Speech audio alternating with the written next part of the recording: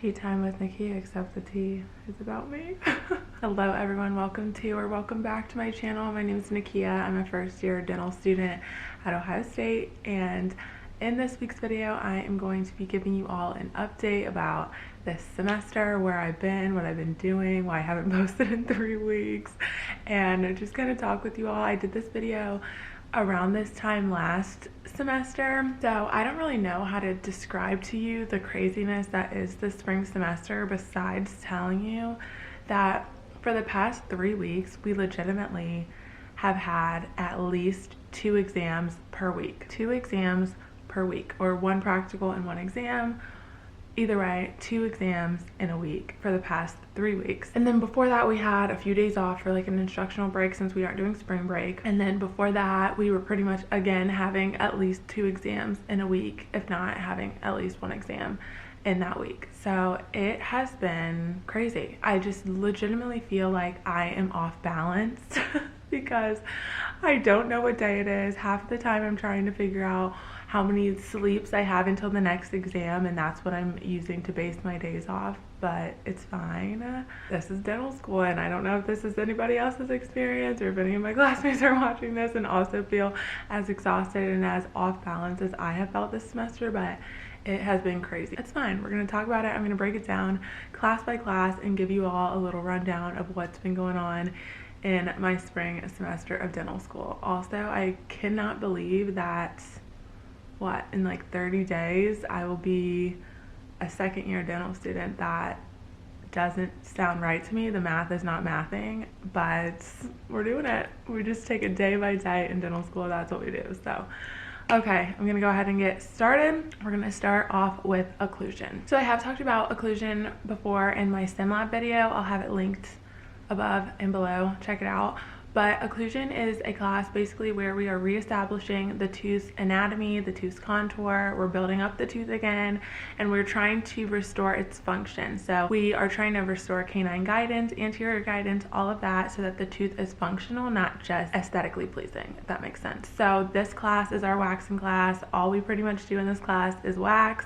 We have a lab component for it, and then we also have a lecture component, which is asynchronous. But we just had a practical. We waxed up tooth number 6, which is your maxillary right canine, and that was the most calm I felt during a practical. Waxing is really relaxing to me. I don't know, I really kind of enjoy it. I don't feel as stressed as what I feel when I'm drilling, but I also enjoy drilling. It's just kind of calming. You're practicing hand skills, but you're also learning about the tooth and really being able to reestablish that tooth's anatomy, and I think it's kind of beautiful in a sense. It really is the art side of dentistry that I feel like so many pre-dental students are looking for, is that waxing, and then also drilling in itself can be an art form as well. But this class is waxing. This class is fun to me because I really feel like I'm reestablishing that tooth for aesthetic purposes, but then also for function, which is what we're going to be doing as dentists, and I really like that. Mind you, we're not really going to be waxing. I mean, some dentists wax,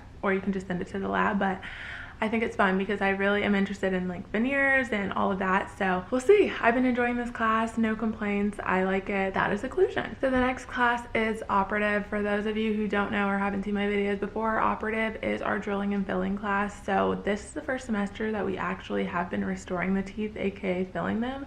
We have been doing amalgam restorations so far, and we also have been doing amalgam preparations so far as well. Not sure if the preparations are going to change. I think we're still going to be doing amalgam preparations, but it's been interesting. I like operative. I really enjoy drilling. I think it's fun. I have honestly increased my speed so much. I can do a prep in like 30-45 minutes now, and I think that honestly has to do with fixed, because that takes so long, and a lot of upperclassmen have said that doing the crown preps have helped with their operative and their speed and all of that. So yeah, but we'll get to fixed. I'll talk about fixed later, but operative has been interesting for me. So amalgam restorations can be pretty tricky because you really do have a short window of time in which you can carve that material before it gets hard. So I know a lot of people who scoop it out and do it again. I personally don't do that because I just don't want to have to be bothered by doing that. So I use a cleoid discoid and just carve it until I can't carve it anymore. And then now I'm going to start to practice with the finishing burrs and see if I can use that to really get the anatomy and polish it and make the tooth look good, besides just using the cleoid or using the hand tools. So we'll see. Amalgam has been going okay, but I'm looking forward to doing composite. Some people have said it's harder, but I don't know. We'll see. I haven't started doing it yet. So for our first practical, we had this 2 weeks ago. Like I said, I don't really know the concept of time right now. I think it was about 2 weeks ago. We had to do a amalgam restoration and an amalgam preparation. So our preparation was tooth number 13. It was an MO on 13. This was interesting. I don't think anybody was expecting this, simply because a lot of the times in class we're doing the teeth on the right side, but they don't tell you what tooth you're going to get for the operative practicals. So you really are supposed to practice any of the teeth that we do, and right now it's just premolars and molars. So I felt like I was prepared for it because I had practiced that tooth a few times, but I don't think anybody was expecting that. And then we had an amalgam restoration on tooth number 20, and that was an MOD. 20 is an interesting tooth because the contacts are extremely weird. It is the second premolar on the left side, and it is just weird because the premolar next to it is a very odd tooth. It's very small. The contact is very weird on that, on the mesial side, and then on the distal side you have the molar there, so it's a little bit wider. So that was kind of hard to make sure that you have the matrix band in the right place for you to have contact. And open mesial contact is not good. It fails you. A lot of people, she said, failed because of open mesial contact. I didn't have that, but I really struggled trying to get the contacts correct before I placed the amalgam. So we have our second practical coming up in a few weeks, where we're going to be doing another preparation. We're going to be doing an amalgam fill and a composite fill, because we need to make up the amalgam that so many people failed. So that's what's going on in operative. Operative has also been interesting because we've been starting to do some more complex cases. So we've been practicing complex amalgams, basically where you have a large amalgam prep, you have to cut off one of the cusps because it's undermined with caries. So you chop it off, you place a pin, and then you place a well too. So that's been interesting. If I get into the lab and I practice that, I will be sure to film it. So make sure you're subscribed. But that's what's been going on in operative. Next is intro to clinic. Again, I've talked about this class. It's very easy. You're just pretty much practicing the things that you're going to be doing in clinic, such as paperwork, axiom, all of that. So basically what we have been working on the past few weeks is we have been switching between being the assistant, the provider, and the patient, and we do an earbo transfer on each other. So this has to do with occlusion, and you pretty much are finding that one place, that first initial point of contact in your bite before you slide into your maximum intercuspal position, which is, this is called the centric relation. So that's what we did, and we had to basically mount our bite after that on our articulator, which was interesting. The whole time I thought I was doing the assignment wrong, but I think I got it right. I don't know, we haven't got our grades back for that yet, but that has been interesting. Other things that we've done in this class include practicing the head and neck exam, charting pre-existing restorations, doing the saliva check test, all of that. You know, it's been fun. I like this class. You're pretty much practicing things that you're going to be doing in the clinic. The next class I'm going to talk about is head and neck anatomy. So for those of you who don't go to Ohio State, our big bulk of our first and second semester is anatomy. That is the class that's worth the most amount of credits, and we have 2 semesters of it. The first semester we pretty much did from the pelvis up to the neck, and this semester we're taking head and neck anatomy, so we're doing the neck and the head. And this class is not easy.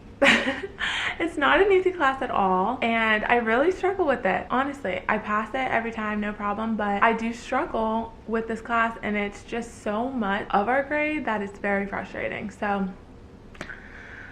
I do what I can, of course. I try my best, and that's just what it's going to be with this class, and it's fine. And then the last class that we're taking this semester is fixed prosthodontics. We are in fixed 1, and this class, I have never cried tears of frustration more in any other class than this class.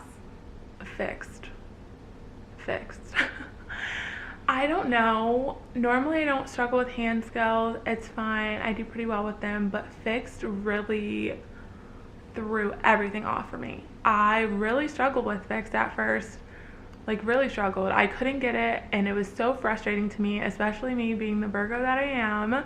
I'm such a perfectionist, and I get really hard on myself when I can't, or I feel as if I cannot get something right. So that's Fix. It's so difficult. It's different. So Fix is interesting because this is our crown prep class. Basically, we're doing preparations for cast gold crowns, and so everything is very specific. You have a certain amount that you need to reduce the occlusal surface, which is the biting surface of the tooth. You have a certain amount of reduction that you need to do along the walls of the tooth, I will say, the outside walls of the tooth, and then you have to reduce in between the tooth without hitting the adjacent tooth. So it's very specific, and the thing that really messed me up with Fix is the angulation of my burr, my handpiece, in my hand. That has been so difficult for me to be able to get down. I don't know what it is. I don't know if it's just my wrist is moving too much or what, but I really struggle with the angulation. So basically what can happen if you have that incorrect angulation, it can cause undercuts, which is an automatic fail, and it can cause over tapered or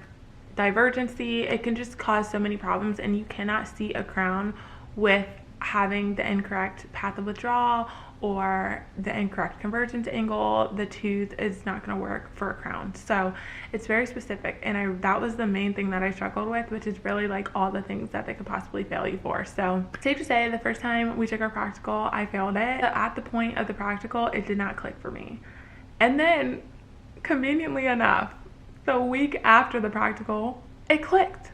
And I was like, really? This could have happened a week earlier? But listen, I'm just happy that it clicked at some point. So it clicked, and what I did was I just made sure for everything, I'm completely checking with the tooth next to it. I'm checking how I'm angling the tooth up against the cusps to make sure that my occlusal surface wasn't flat, because that's what I was doing most of the time. Checking with the adjacent tooth, making sure that I have the right angulation, and then going here and then starting to drill on the tooth that I'm supposed to be drilling on. That's what I have to do, and I was so happy. These past 2 weeks, we've had to turn in a 30 preparation every week, and my last 2 have passed, and they got 2 5s. So that's a B, and that's really exciting because I was really not anywhere close to that. And the amount of crown preps I've done, the amount of tears I have cried, and the amount of frustration I have felt, all finally, I guess, feels worth it somewhat, kind of. I don't know. I'm just happy that I was able to get it, and I feel so much better about them now. Of course, I have to keep practicing because I'm gonna have to retake that first practical, and then we also have a second practical, but I'm just happy that things have finally been working out, and I've been trying really hard in that class, and my faculty member even said it. He was like, I know how hard you've been working, and I can really see the improvement that you've been making, and that just means the world to me. So keep trying, keep going. You're gonna have classes like that in dental school that just feel like you can't get it right, and you have to give yourself the time to get there. Keep practicing, don't get discouraged, and you got it. You can do this. I believe in you. So that's what's been going on this semester. It has been so chaotic, so hectic, so crazy, but I just keep going day by day, take it one day at a time, and it'll be worth it in the end. I know it will. So that's what's been going on. Thank you all so much for watching. I really hope you enjoyed this video. I am committed to posting more, so please be sure to subscribe if you haven't already and join the fun time. Also follow me on Instagram. I am going to be using a separate Instagram account for my personal, specifically for following my dental school journey, so be sure to look at that. I will have it on the screen somewhere over here. Check that out, follow me, let's talk over there. And I want to thank you all so much for watching. My new subscribers, thank you for subscribing, and I will